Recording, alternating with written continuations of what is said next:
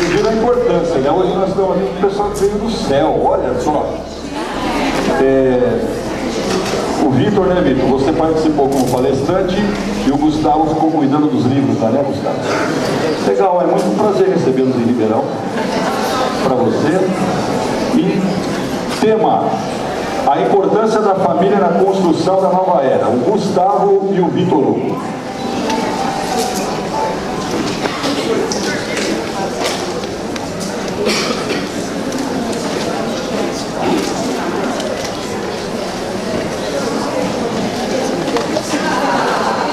Minhas amigas, meus amigos, que alegria estarmos aqui nessa tarde, nesse dia, na verdade, né? Para nós é que está sendo na parte da tarde. Estamos chegando de Uberlândia e já sentindo o clima, a confraternização, a harmonia. É para nós uma honra muito grande quando a organização de uma casa espírita ou de um evento espírita confia em nós a responsabilidade da fala. Porque aqui a gente pode cometer os erros mais graves, né? A parte que nos alivia um pouco é que a gente está falando para espíritas, e espírita é muito indulgente. Então a gente tem certeza que, apesar das bobagens que a gente possa vir a falar, a gente vai encontrar corações extremamente fraternos e indulgentes para conosco, aqui e nos que nos acompanham pela internet. Mas, brincadeiras à parte, queria mesmo cumprimentar a todos e dizer da nossa alegria, da nossa satisfação de poder estar presencialmente, de cumprimentar os que nos acompanham pela internet, não puderam ouvir, e desejar que a gente possa, nesse momento, nesses instantes breves que aqui temos, nos reunir em torno da mensagem do Cristo. Porque cada dia mais me convenço de que não há ninguém com conquistas a exibir.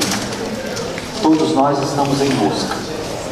E essa busca em conjunto, ela é certamente mais frutífera, mais proveitosa. Então, eu queria começar, para já passar o mãozinho, a gente vai dividir esse tema que para nós também é de suma importância, começar agradecendo e pedindo a Ele, ao nosso amigo, ao nosso companheiro de todas as horas, Jesus, esteja conosco e nos envolva, agora e sempre. Boa tarde a todos e a todas.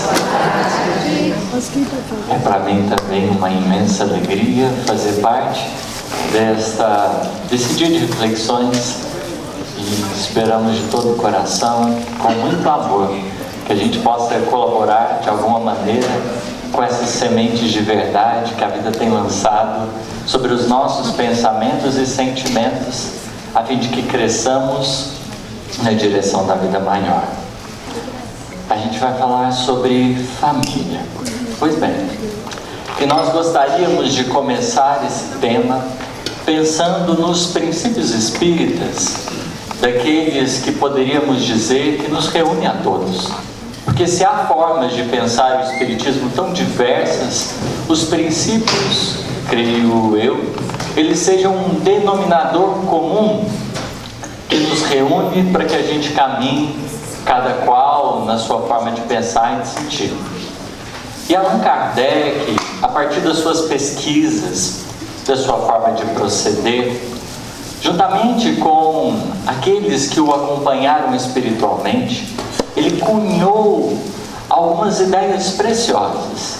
E nós podemos perceber que da simplicidade e da ignorância, o Espírito foi destinado à universalização do sentimento. O Espírito foi destinado à conquista da universalidade das relações. Esse é um dos grandes pontos que os Espíritos nos ajudam a compreender. É entender que todos nós estamos destinados às relações de um modo mais amplo. Enquanto cidadãos que somos da pátria divina, da casa do Pai, somos convidados a esse desenvolvimento de elos e laços que dizem respeito à criação infinita. Mas para atingir tão nobre objetivo, a vida nos colocou num laboratório menor. Se a conquista é tão macro assim, era preciso que a gente começasse de maneira diminuta, porque no dizer de Jesus, sede fiel no pouco, que eu lhe confiarei o muito. Para aprender, de certo modo, no pouco, para que depois a gente pudesse frutificar e aplicar no muito. É para isso que existe a família consanguínea. Nada mais é do que um laboratório em que todos nós, sem exceção, somos colocados em processo de experimentação. Nós poderíamos dizer que é um empurrãozinho divino para que todos nós, de alguma forma, a gente possa experienciar, exercitar as bases das relações, a fim de que um dia nós estejamos imersos nessa realidade maior. Porque para nós seria muito legal e fácil dizer: eu amo todos os habitantes de todas as galáxias. Seria muito natural e comum a gente poder dizer: não, eu amo todos os seres, mesmo sem os conhecer. E nos voltarmos a atenção para a nossa realidade e falar: mas eu tenho um pouco de dificuldade com a minha família.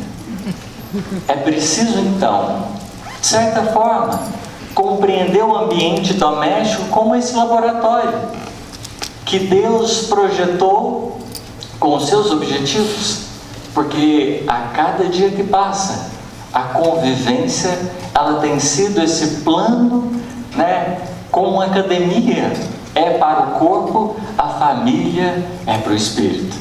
É para gerar bodybuilders, os trincadões, os mais bombados possíveis no plano da alma. Capacidade de amar, a indulgência, a tolerância, a misericórdia. Bastará para isso tudo que a gente esteja com uma família. A convivência entre quatro paredes, ela é por demais desafiadora, mas ela é também por demais pedagógica e educativa. Então, para aprender a meta alta da universalidade do sentimento, a gente tem a escola primeira, para que a gente possa ir testando essa disposição de conviver com os seres nas suas especificidades, nas suas características. O ambiente do lar nos prepara a todos para essa jornada.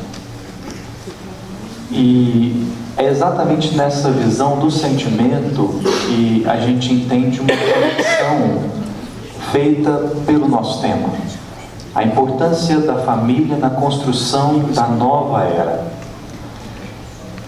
Porque se pensamos uma nova era, é porque há coisas na era de agora que não é bom. Há coisas na próxima estação, na próxima vivência, que precisam ser reformuladas, repensadas e até refeitas.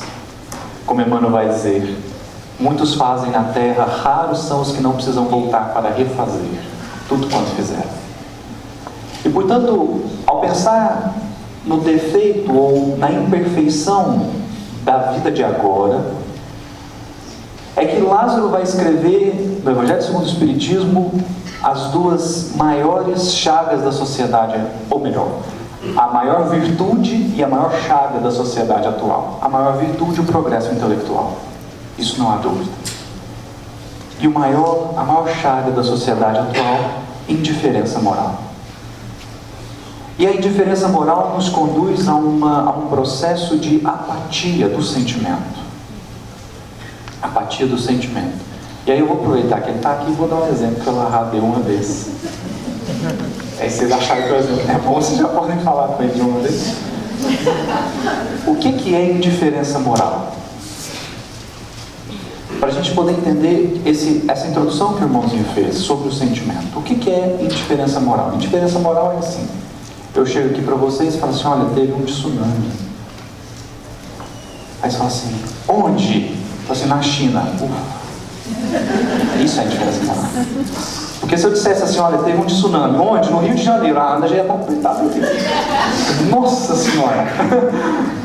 Meus familiares estão bem, meu esposo está bem.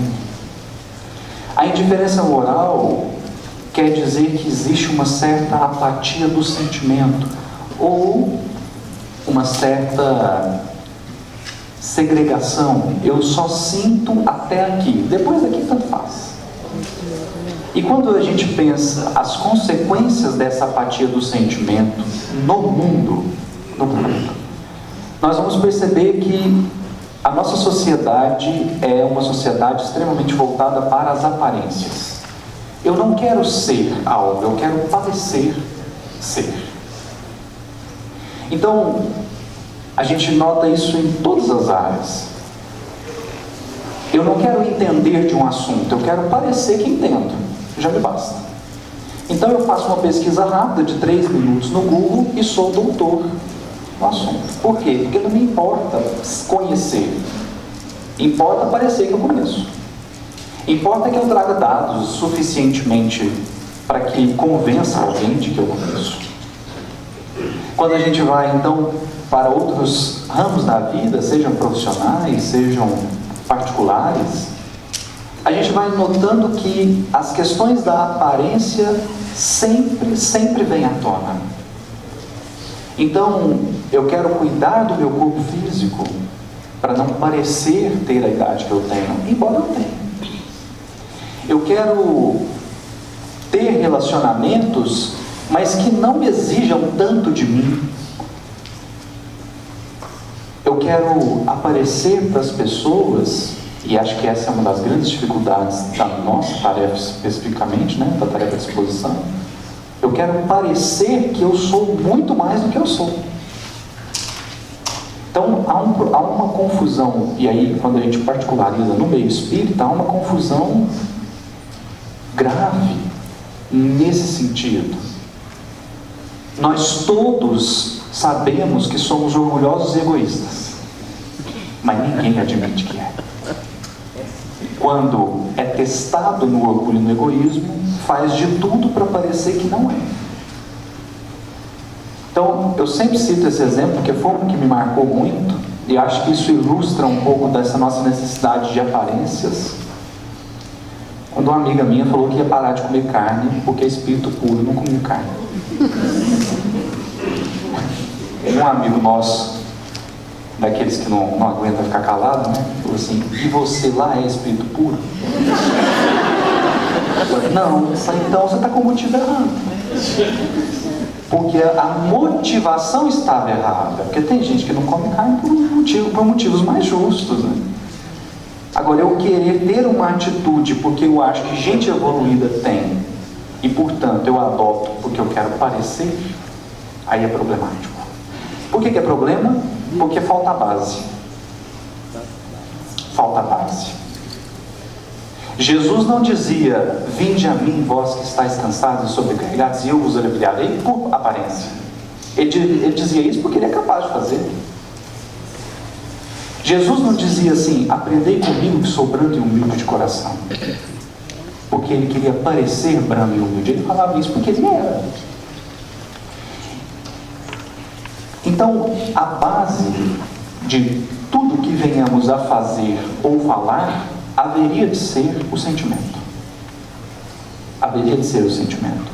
E, portanto, se estamos interessados na construção de uma era que seja nova, e não repetição da que estamos tendo desde então, se estamos interessados em uma era que seja nova, então precisaremos de coisas novas, de uma base nova. E essa base,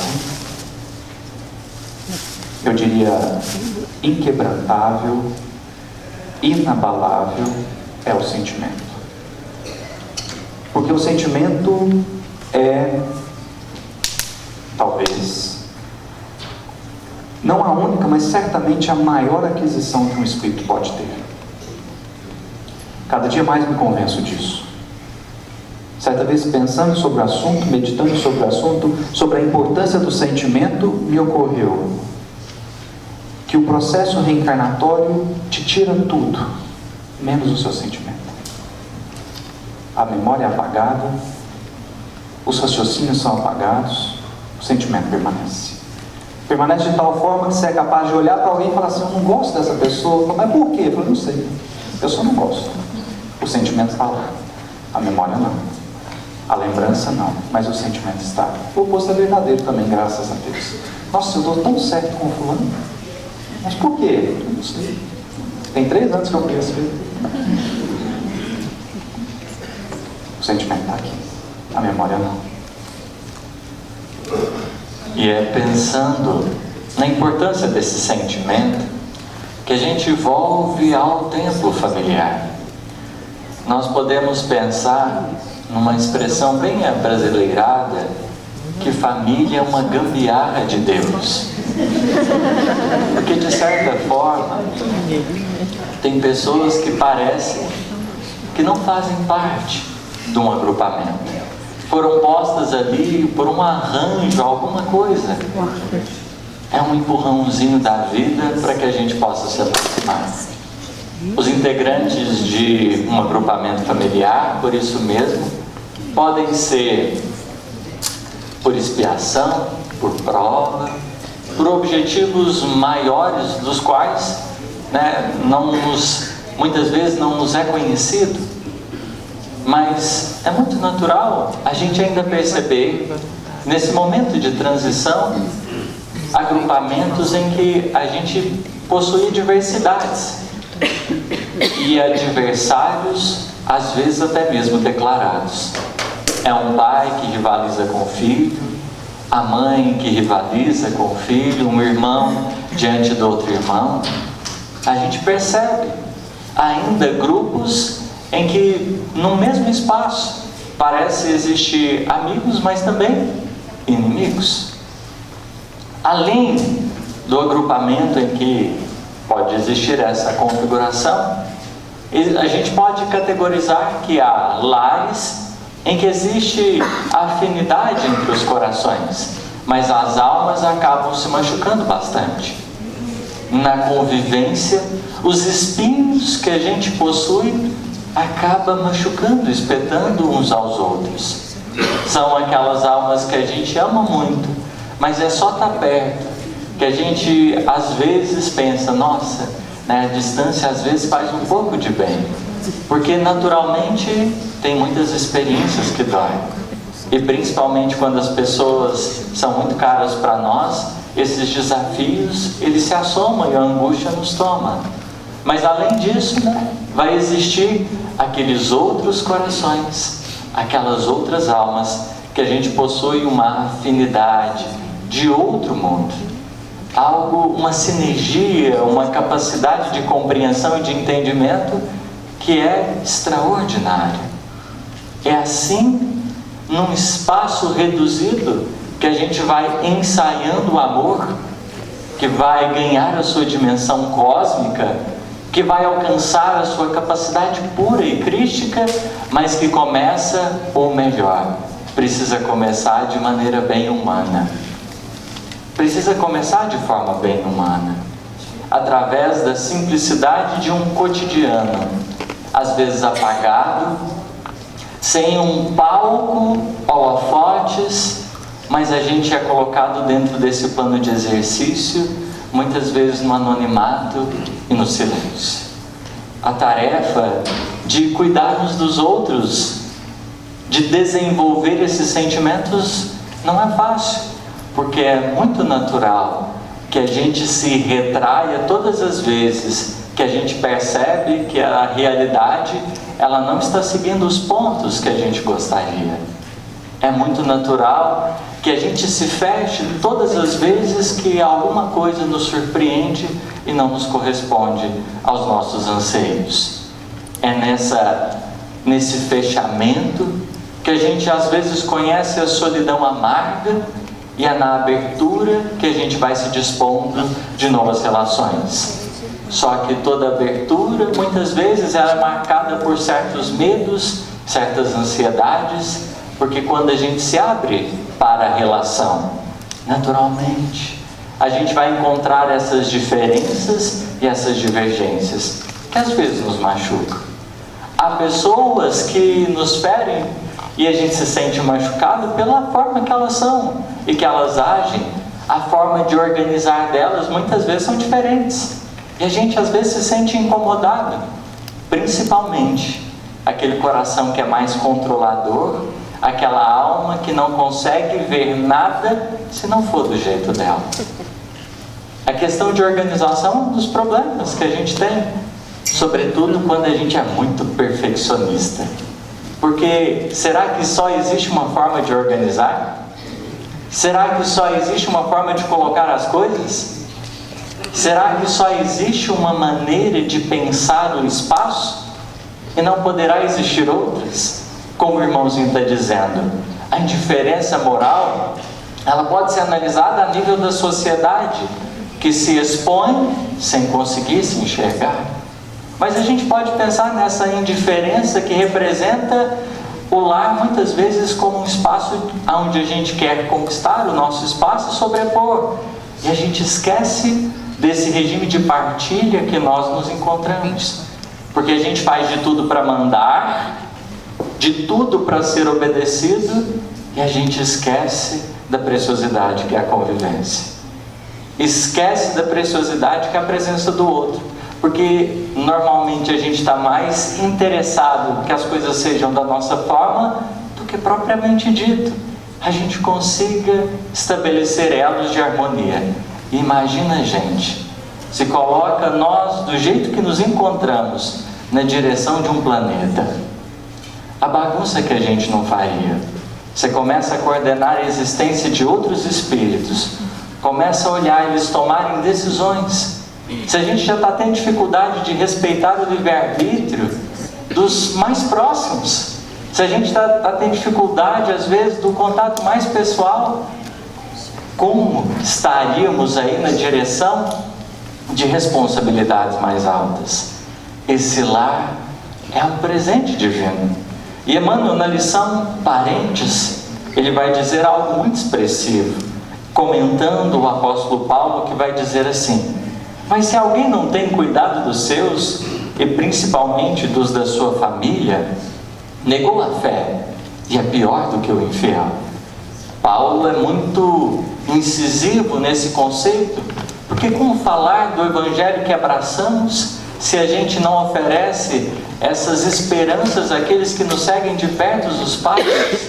E Emmanuel, até de maneira engraçada, ele vai dizer assim para nós: temos companheiros de voz adocicada e edificante na propaganda salvacionista, que se fazem verdadeiros trovões de intolerância na atmosfera caseira, acumulando energias desequilibradas em torno das próprias tarefas. O que Emmanuel está dizendo? Ele está sendo bem... Ele está utilizando o eufemismo para dizer: tem gente que é um doce, fora de casa, mas é um cavalo lá dentro, porque não consegue ter uma postura um tanto que mais gentil, tem uma capacidade de metaformosear muito fácil, de fora uma coisa e de dentro outra. Nós estamos nesse plano de exercício. E eu diria que há os chamados dias maus, há os chamados dias difíceis, que às vezes a convivência realmente não vai ser a mais tranquila, mas a gente ser assim o tempo todo passa a ser um sinal de alerta, passa a ser um momento que a vida nos chama para repensar a nossa condição e como a gente tem administrado essas relações, o que a gente tem feito com essa gambiarra divina que tem um objetivo tão sagrado. Gambiarra divina. E acho que a questão da família E aí, tentando puxar tudo que já foi colocado, tem um ponto ainda para a gente colocar nessa construção, que é uma fala de João Evangelista. Primeira carta de João, no capítulo 4, versículo 20, João diz assim: e se alguém diz, eu amo a Deus, e odeia o seu irmão, esse alguém é mentiroso. Porque se não ama o seu irmão com quem convive, como pode amar a Deus a quem não conhece? Isso nos chama a atenção para essa necessidade familiar. Por que estamos dizendo aqui que a família é a construção do sentimento? O irmãozinho citava a questão dos vários mundos habitados. A coisa mais fácil que tem é amar alguém que está no Japão. Porque se alguém não entra muito na minha vida, então eu sou capaz de sustentar uma aparência. E se alguém não convive comigo, então eu sou capaz de sustentar uma postura. Por quê? Porque é por pouco tempo. 1 hora, 2 horas. O problema é que se existem os hipócritas que se dão o direito de serem alguém fora e outro alguém dentro, a tal ponto de você falar assim, nossa, mas o fulano é tão gentil. Aí você fala isso para alguém que convive com o fulano, né? É gentil demais. Se existem os hipócritas, existem outros tantos que, embora não sejam levados pela hipocrisia, caem pela incapacidade. Porque, convenhamos, é muito fácil mesmo você fingir paciência. Então, eu sempre fico... Teve uma cena que eu vi uma vez, uma pessoa, ele era grosso mesmo, assim, uma pessoa mal educada, trabalhava no centro espírita e dava passe. Aí um dia, a pessoa estava tomando passe com ele, esbarrou nele e derrubou a coisinha do copinho. Gente, mas ele foi de uma doçura. Eu falei assim, uai, esse aí não é a pessoa que eu conheço, não. E a pessoa saiu tranquila, achou que tinha feito um erro. E aí eu fiquei pensando assim, como avaliar? Porque talvez aquela pessoa que muitas vezes era grosseira, não é pela hipocrisia, é porque ela não tinha capacidade de sustentar a educação por muito tempo. E quando testada no dia a dia, iria cair naturalmente. Então eu fiquei pensando, como saber se eu sou um hipócrita ou se eu talvez só não tenha tanta capacidade assim? Como saber se eu estou vivendo um espiritismo de aparências, em que no centro espírita eu sou um doce e às vezes nem tão doce assim, mas em casa eu não consigo? É hipocrisia ou é incapacidade? Há uma mensagem de Emmanuel no livro Pão Nosso, capítulo 117, intitulado Em Família. Ele inicia a mensagem dizendo assim: a convivência em família é problema fundamental da redenção do homem na Terra. Eu confesso para vocês que eu já li essa frase algumas vezes e eu até hoje não sei se eu consegui entender o que o Emmanuel falou, mas eu já entendi algumas coisas. Problema fundamental da redenção. O que é redenção? Purificação. Redenção é purificação. Então o problema fundamental da purificação, que eu acho que vocês estão interessados, eu também, está na família. Por quê? Quando a gente começa a pensar que lá fora é mais fácil porque é menos tempo, e aqui dentro de casa é um pouco mais difícil, eu entro num conflito. Só que o que o Emmanuel está chamando a atenção é, ninguém está falando de conquistas. Eu não estou falando de você conseguir ser, mas existe uma pergunta que é, você tenta ser o mesmo? Porque tem gente que nem tenta, nem faz questão.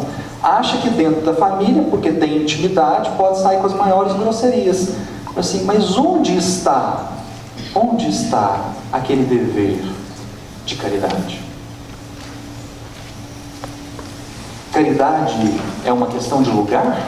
Ou é uma questão de propósito?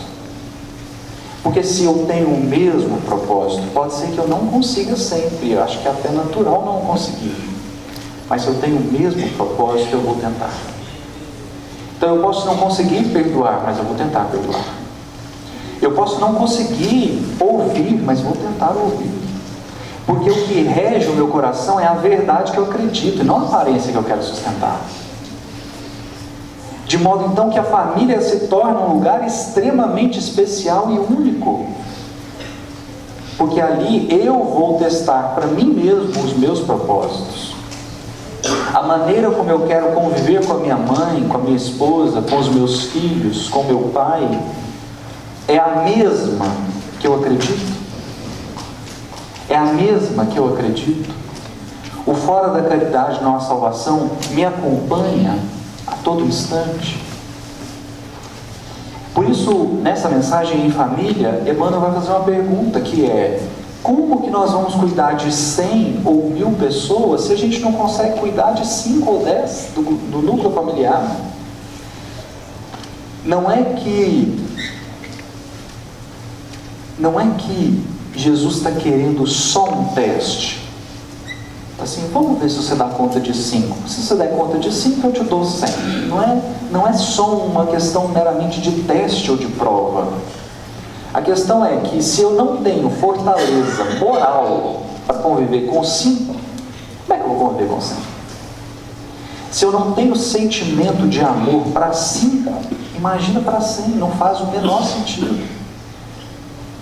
E por isso eu acho isso que o irmãozinho está colocando tão relevante, que é o que o irmão escreveu na mensagem parênteses, né? A gente tinha falado parênteses. Porque nos chama a atenção de que é preciso construir o verdadeiro ser. É preciso edificar o coração. Então, coloca a gente num núcleo e é um núcleo mais ou menos equilibrado, né? Tem gente que está menos sorte, mas assim, geralmente é meio a meio. Meio é bom e meio é desafiador. Tem gente que tem mais desafio. Aí às vezes o desafio é a própria pessoa. Mas a gente é colocado no meio, e Emmanuel vai dizer no Pensamento e Vida, a família consanguínea é um reflexo dos nossos compromissos passados, né? Dos nossos comprometimentos. Porque a família vai então me testar.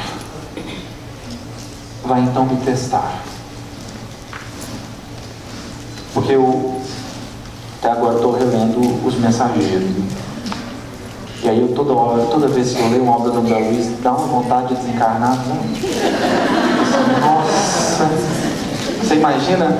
Você acorda, qual que é seu compromisso hoje? Vou ter que encontrar o aniceto. Tudo que eu queria. Né? Que chato isso. Tem que encontrar o Rúbio. Nossa! Dá uma vontade, não dá? Então, a coisa mais fácil que tem é ser bonzinho lá em nosso lar.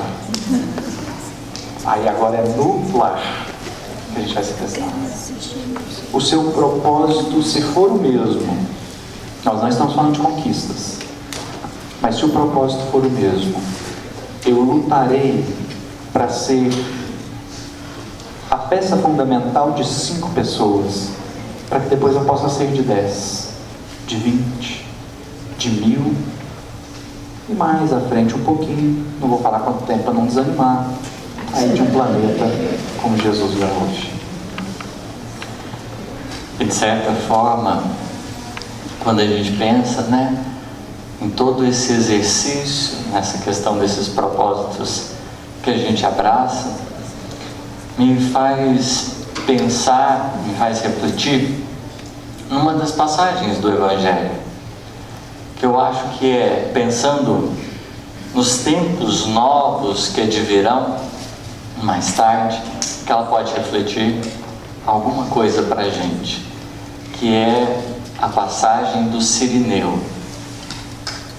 Mas pensemos o que representa esses tempos de regeneração.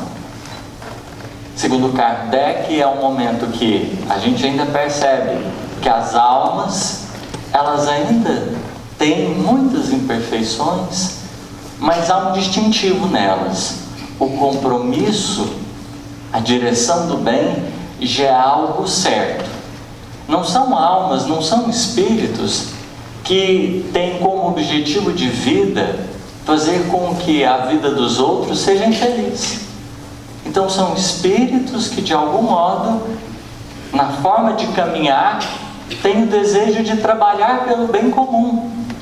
Mas são espíritos que, ainda lidando com diversas imperfeições, ainda possuem seus erros, possuem as suas quedas. A gente ainda vai precisar muito de indulgência e de perdão. E pensar nesse lar como sendo essa célula base que vai nos oferecendo as vivências para o fortalecimento dessas disposições do bem é fundamental. Você está ali num ambiente em que o amor, ele é um exercício. E o amor enquanto exercício é o desejo de estar perto. Só que ninguém de nós consegue ficar perto do outro sem caridade. Porque se existe a lei de amor, justiça e caridade, a gente poderia dizer, a justiça é o que prepara o terreno das relações, porque constrói o equilíbrio. O amor é o que conecta as pessoas, porque propõe os elos. A caridade é o que sustenta as relações, porque mantém os afetos. Essa tríade divina, ela é o grande plano desse Criador que nos chama para essa vivência mais diminuta. E se a gente observa, né, eu passei por uma experiência que eu achei bastante curiosa. Era um dia de chuva e a minha namorada estava lá em casa e ela pediu para eu sair para buscar uma coisa para ela. E estava chovendo, né? Eu falei, nossa, não dá, né? Não dá. Chuvinha, né? Dormir tranquilo, ficar de boa. Aí de repente o interfone toca. Eu desço para atender. Era um irmãozinho que estava batendo na porta. E aí ele foi e disse assim, olha, eu vim te buscar aqui, né, porque hoje é domingo e as pessoas normalmente não costumam dar comida, é um pouco mais complicado a gente ter refeição. E então, né, se você puder me ajudar, por favor, me dá uma assistência. Naquele momento, eu fiquei profundamente emocionado. Um sentimento muito expressivo me tomou o coração. Eu pensei, nossa, né, o Cristo de certa forma está agindo aí, está operando para que eu possa ser um instrumento em favor desse coração, porque ele estava tudo molhado, estava com fome, tudo mais. E aí eu me dispus, de certa forma, a cooperar para que não só ele se alimentasse, mas ele tivesse uma roupa. E aí eu fui e me dispus a levar ele num lugar que ele pudesse ter pelo menos um tetozinho para esconder da chuva naquele momento e não continuasse molhando. E aquilo, de certa forma, me sensibilizou, né? Eu fiquei profundamente agradecido, deixei ele lá, mas na volta meu anjinho da guarda continuou o assunto. Interessante, né? Você levou lá, foi bem tranquilo, maior disposição, mas teve uma pessoa que te pediu para você ir buscar uma coisa e a sua resposta não foi tão igual assim. E naquele momento eu percebi a necessidade que a gente tem que ter de uma coisa chamada compaixão, que é um sentimento que ele nos conecta de maneira mais sensível uns aos outros. E Emmanuel nos diz isso numa mensagem chamada Compadece-te dos teus. Compadecer. Porque a gente sempre vem com exigência, vem com crítica. A gente sempre já está carregado diante dos outros que a gente convive mais de perto. E às vezes está faltando um pouquinho de compaixão, que é olhar com o coração e ter condições de se sentir mais perto. e sentir a alegria de servir, mesmo quando isso, de certa forma, pode nos promover algum desconforto, vai nos pedir algum movimento. Mas ele começa a mensagem assim: a nossa petição pode parecer estranha, compadece-te daqueles que mais amam. É o próprio Emmanuel que já está considerando: nossa, mas por que ter compaixão se eu já amo o outro?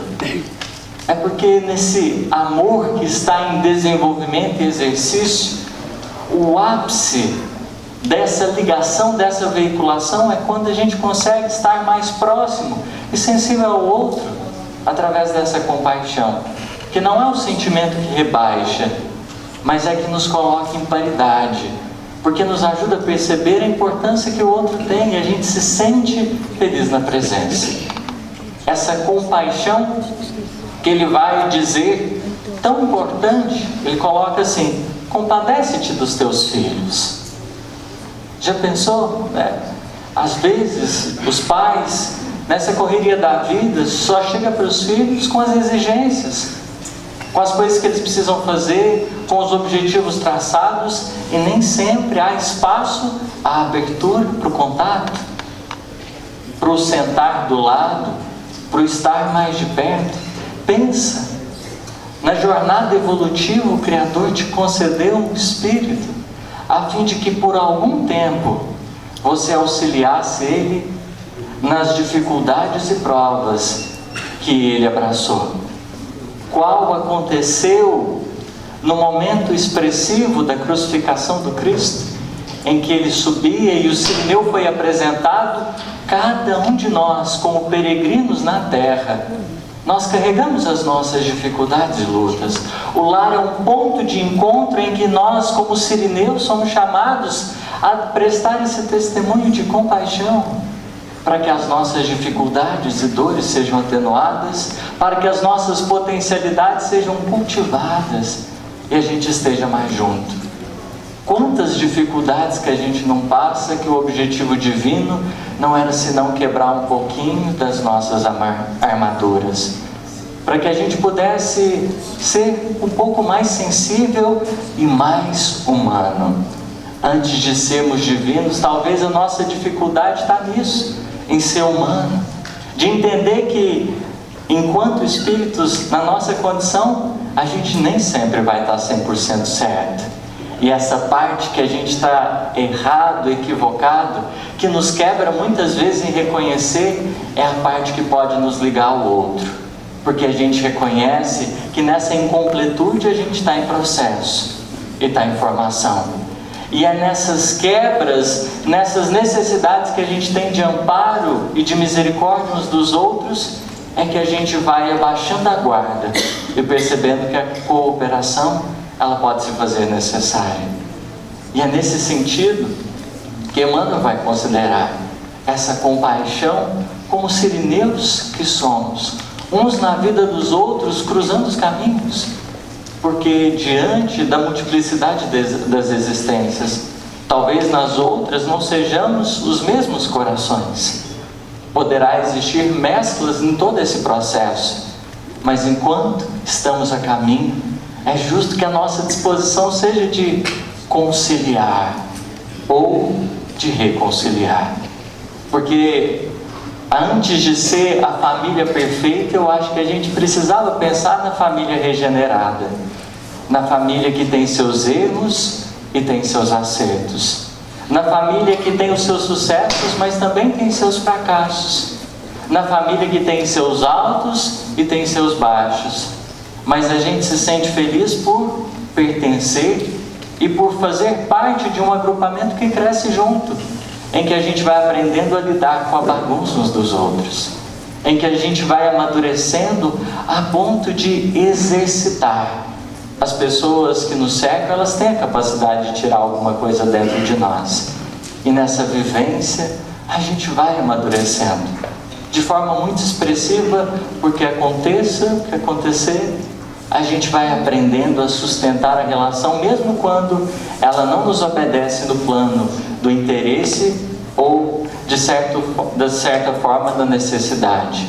Você começa a estar perto do outro porque você anseia. Isso é o caminho da evolução espiritual. O caminho das relações cada vez mais por afinidade, espontaneidade, não por necessidades separatórias. Nós estamos nesse momento de construção, de desenvolvimento dessas habilidades. E por isso é justo que a gente pense um pouquinho mais. E para encerrar a minha fala, deixar o irmãozinho terminar a dele, ainda um ponto a ser encaixado dentro disso que ele estava trazendo sobre a compaixão. Há uma fala de Jesus intrigante: aquele que não deixar seu pai e sua mãe por amor a mim não é digno de mim. Você fala assim, mas é para amar ou é para abandonar? Eu não entendi. Você tem que deixar. E aí tem uns, certa vez na nossa reunião mediúnica, o Espírito escreveu uma mensagem, contava mais ou menos isso, né? O jovem chegou para Jesus e falou assim: Jesus, estou prontinho para deixar isso para trás. Assim, Aí Jesus falou assim: tá. Então você volta lá. Mas é para deixar ou é para ir? E quem explica essa fala é Emmanuel, Caminho, Verdade e Vida, 154, intitulado Renunciar. O que é abandonar pai e mãe, irmãos, irmãos, filhas, filhos? O que é abandonar os familiares?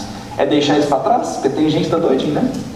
Jesus chegasse aqui e falasse: tem que abandonar. Eu falei: estou pronto, posso ir. Como o jovem lá da mensagem. Só que Emmanuel vai dizer assim, que abandonar pai, mãe, irmão, irmã, filho, filha, é o exercício da renúncia. E não é com essas palavras não, mas é mais ou menos assim. Emmanuel faz uma pergunta que é assim: você conseguiria conviver com seus familiares renunciando à ideia de modificá-los?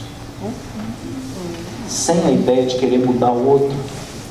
Esse é o abandonar. Deixa ele ser quem é.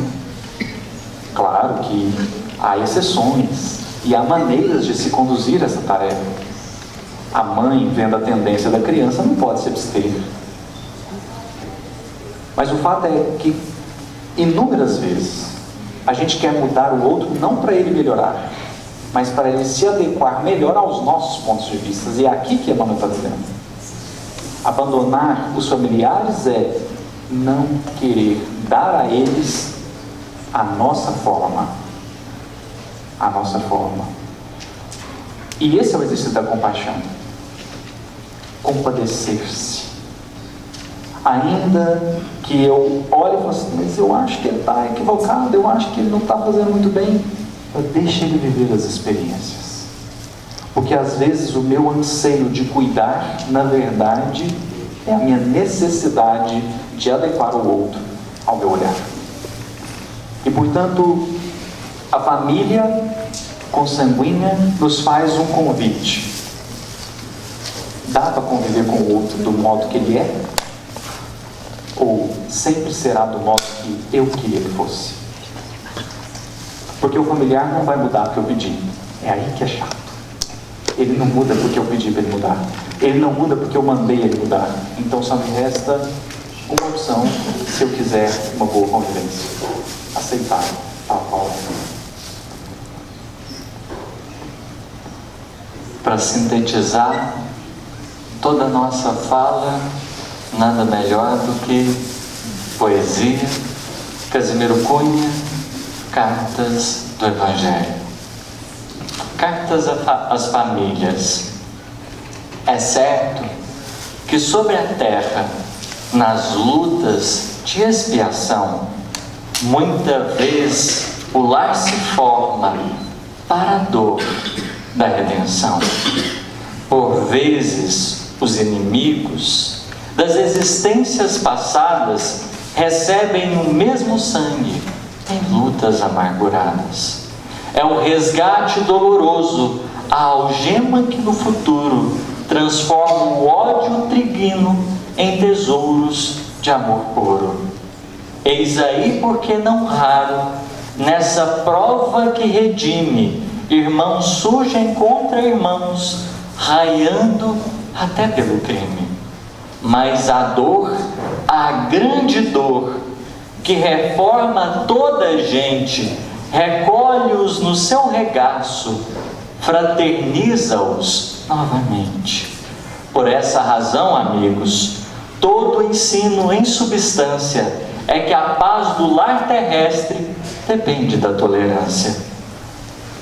Falando em particular, peço-te, pois, meu irmão, que faças da tua casa o instituto da afeição. Não te esqueças que em família a mais santa autoridade é a que nasce da energia que não desdenha a bondade. A fim de seres ouvido, recorda que o verbo dar na caravana afetiva precede o verbo ensinar. Jamais te queixe dos teus, seja em qualquer confidência. Muita vez nos desabafos há muita maledicência. Sem que repartas no mundo a fé e o amor com os teus, não podes dar do caminho os sublimes dons de Deus. Há lutas em tua casa, atritos e desavenças.